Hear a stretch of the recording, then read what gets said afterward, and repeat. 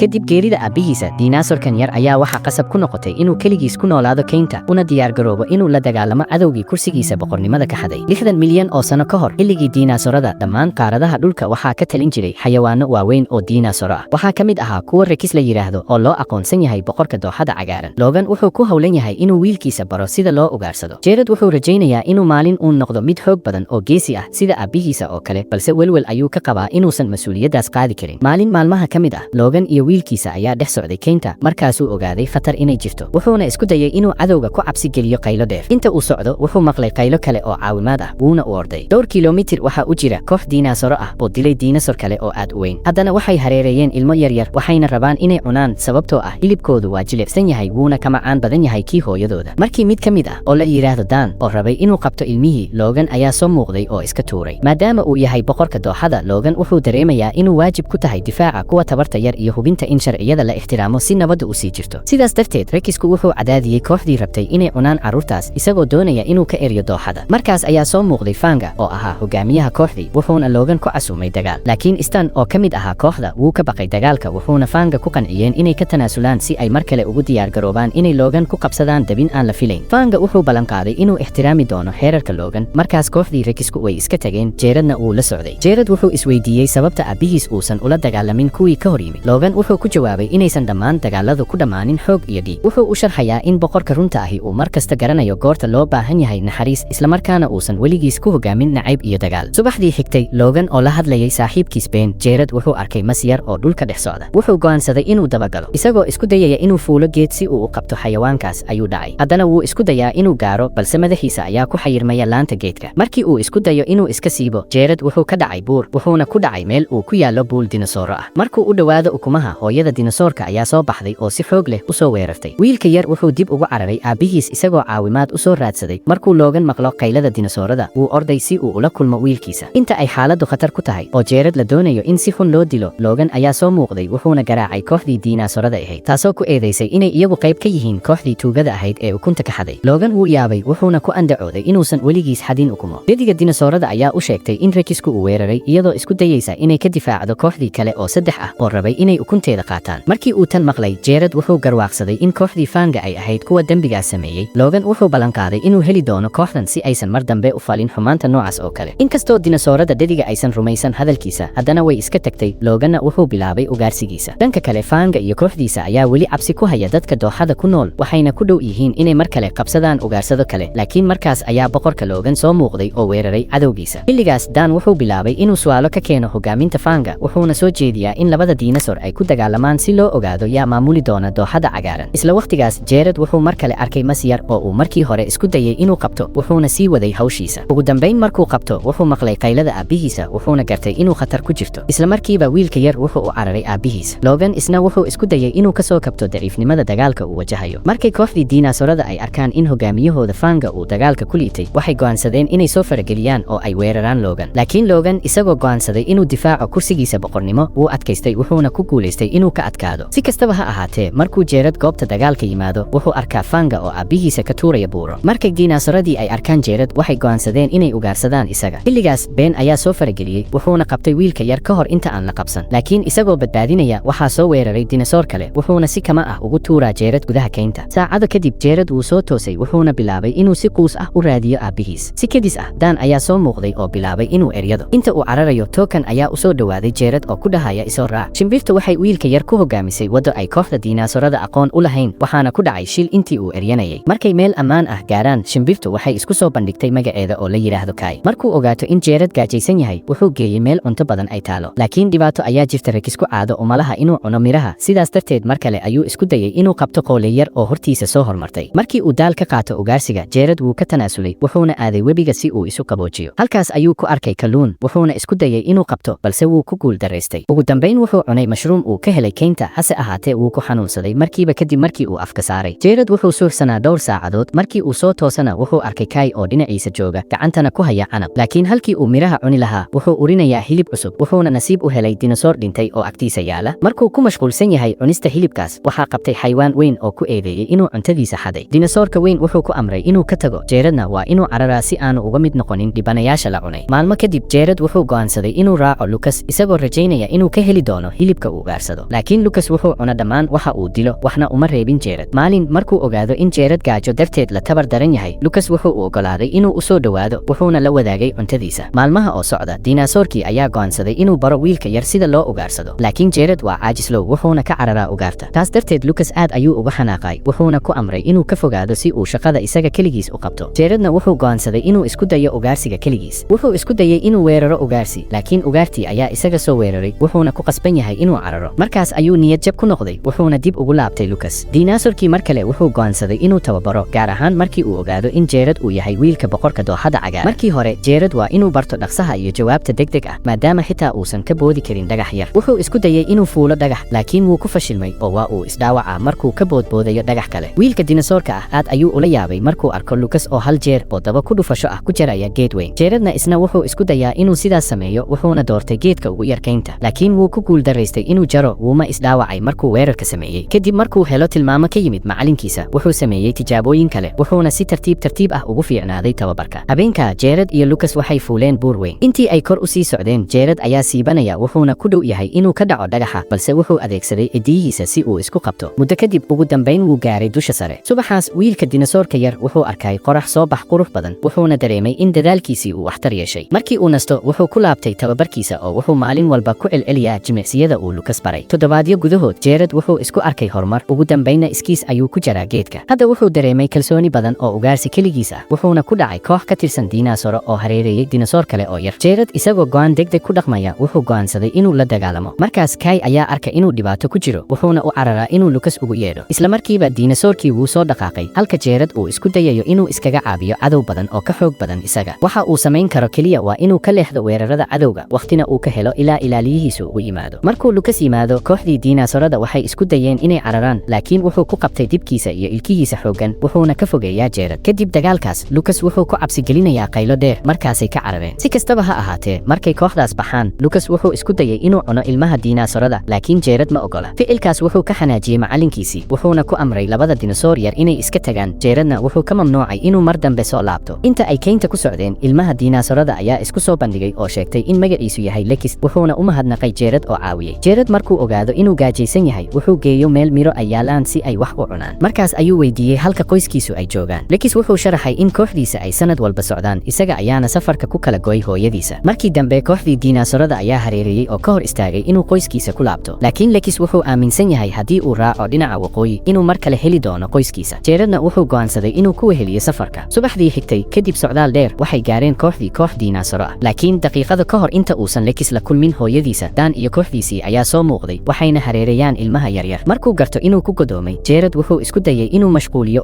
ugaarsadayaasha si Lekis ugu suurta gasho inuu hooyadiis helo gudaha kooxda intii uu baxsad ku jiray Dan ayaa dhulka dhigay Jared oo waa uu miyir beelay isla waqtigaas Stan ayaa u adeegsaday Fiano si uu Lucas ugu keen goobta isagoo u sheegay in Jared la qabtay markuu dinosaurku gaaro dooxada dheer kooxdii kale ayaa bilaabay inay dhagxaan ku tuuraan Jared Lucas wuxuu u orday si uu wiilka yar u kiciyo laakiin ma oga inuu galay dabin kadibna dhagxaan badan ayaa kor looga soo tuurow si loogu burburiyo Lucas wuxuu isku dayay inuu iska leexiyo dhagxaanta isagoo Jared ku qaylinaya laakiin Jared ma uusan soo toosin markii cadowgii la buriyo saddexdii saaxiib ayaa baxay Jaredna markiiba waa uu soo kacay halkaas ayuu ku arkay macalinkiisii wuxuuna ku guuleystay inuu soo toosiyo inkasta oo Lucas daciif uu yahay haddana wuu istaagay oo wuxuu isku dayay inuu waddo ka sameeyo si isaga iyo Jared uga baxaan dooxada dhagaxaanta markay dhowr jeer isku dayeen ugu dambeyntiina way ka tanaasuleen in yar kadib Jared wuxuu maqlay codka Lekis markii ay hooyadiis ku caawiso Lekis wuxuu soo saaray saaxiibkiisa Lucasna wuxuu mar kale ku casuumay Jared inuu la joogo kadib markii uu macsalaameeyo Lekis iyo hooyadiisa Jared wuxuu raacay ilaaliyihiisa wuxuuna ku caawiyay inuu guriga ku laabto maadaama uu dagaalka ku dhaawacmay laga bilaabo maalintaas Lucas wuxuu bilaabay inuu tababaro ardaygiisa si uu uga adkaado Fanga sababtoo ah sida uu hadda yahay Jared weligiis kuma guuleysan karo dagaalkaas bilowga tababarku wuu adkaa balse dhowr bilood kadib Jared aad ayuu u weynaanayaa oo hadda wuxuu la mid noqday aabihiisa ugu dambeyn kadib tababar adag oo maalin walba ah Lekis wuxuu awood u yeeshay inuu ka adkaado macalinkiisii wuxuuna dareemay inuu diyaar u yahay inuu jidkiisa qabsado waqtigu markuu sii socdo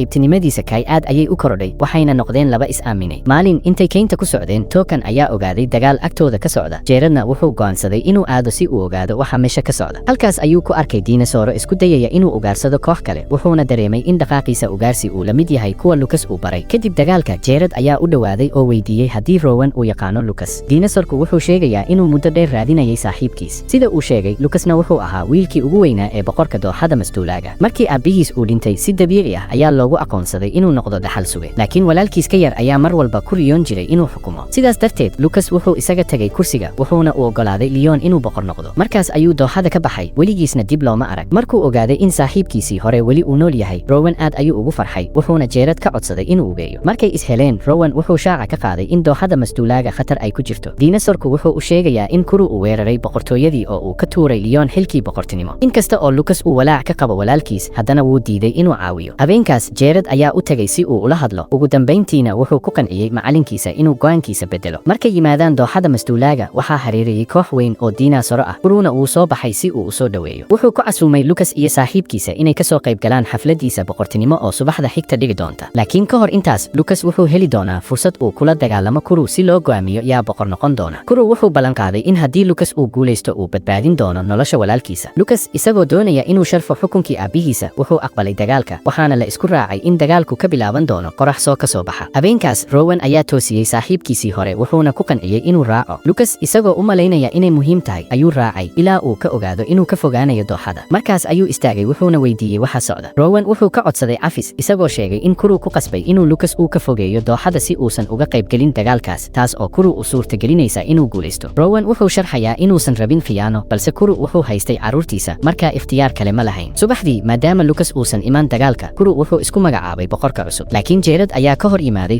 hogaamintiisa wuxuuna ku dhawaaqay dagaal kursiga boqortinimada ah isla markiiba dadkii Kuru taageerayay waxay weerareen Jared balse Rekisku wuxuu si geesinimo leh u weeraray wuxuuna ka adkaaday dhammaantood markii Kuru uu arkay inuu Jared yahay cadow xoogan wuxuu aqbalay dagaalka wuxuuna bilaabmay markii Lucas uu soo muuqday bilowga dagaalka Lucas wuxuu qabtay gacanta Kuru si uu u mashquuliyo halka Jared uu isku dayayo inuu badbaadiyo Leo iyo caruurta Rowan si hawshan loo dhameeyo Lucas wuxuu kaalmo ka codsaday Kai wuxuuna ku dhahay shimbirta mid ka mid ah waardiyaasha iga mashquuli token ayaa dhagax ku tuuray kooxdii dinosaurada ahaa kadibna way bursanayaan isla markaas Jared ayaa soo baxay wuxuuna weeraray waardiyihii labaad markaas Rowan ayaa isna soo muuqday oo garaacay cadowgii isku dayay inuu weeraro Rekiska wuxuuna ku dhahay waxaan u joogaa inaan ku caawiyo sidii aan uga badbaadin lahayn maxaabiista gacanta ugu jira Kuru intaasi oo dhan iyadoo dhacaysa Lucas weli wuxuu u dagaalamayaa kursiga boqornimada balse cadowgiisu wuu ka xoog badan yahay sidii uu qiyaasay ugu dambeyn Lucas wuu daalay oo wuu dhacay dagaalkiina wuu ka haray markii Kuru uu doonayo inuu qoorta ka qabto Lucas waxaa bilaabmay in Lucas taageero ka helo saaxiibadiisii hore taas ayaa ku dhiirigelisay inuu dagaalka sii wato dab ahaantii Kuru taageerayaal badan ma haysto sababtoo ah dhammaan dadka waxay og yihiin inuu yahay keligii taliye xun sidaas darteed waxay bilaabeen inay Lucas taageeraan oo ay rajaynayaan inuu dagaalka ku guuleysto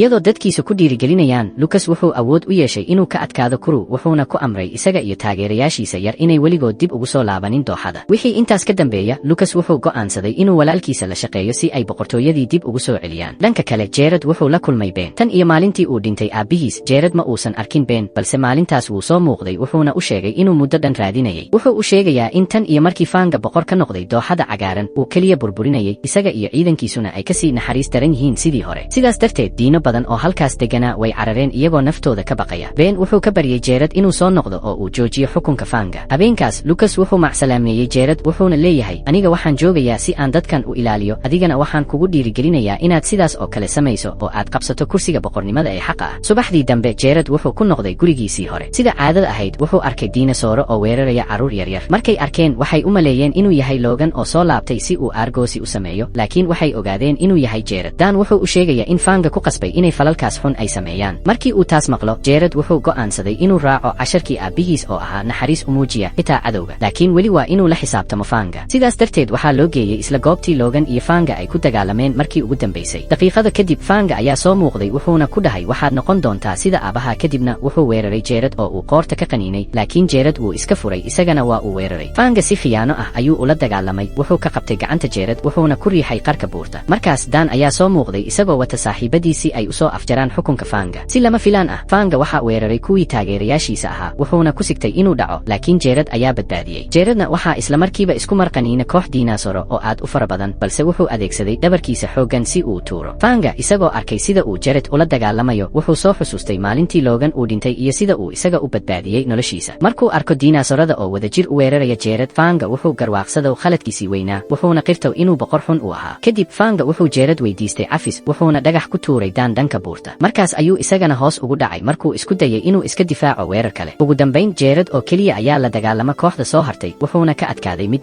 markii ay arkaan saaxiibadood oo dhulka yaal istan iyo kuwii kale way carareen sidaas ayaa Jared boqor cusub uga noqday dooxada cagaaran